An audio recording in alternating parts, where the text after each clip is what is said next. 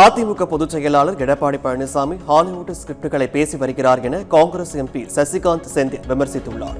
திருவள்ளூர் மாவட்டம் பொன்னேரியில் காங்கிரஸ் கட்சியின் வேட்பாளர் துரை சந்திரசேகர் அறிமுக கூட்டம் நடைபெற்றது.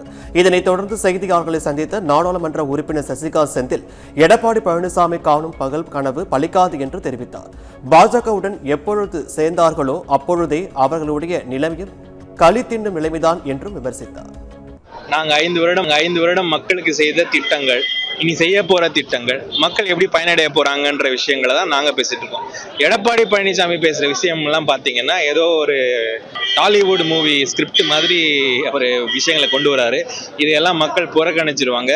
அவர் என்ன செய்ய போறாரு மக்களுக்குன்றத பத்தி அவர் பேச ஆரம்பிக்கிட்டோம். அன்னைக்கு அவங்க இந்த தேர்தல் களத்திலே அவங்க அப்பதான் வராங்கன்னு நம்ம எண்ண முடியும்.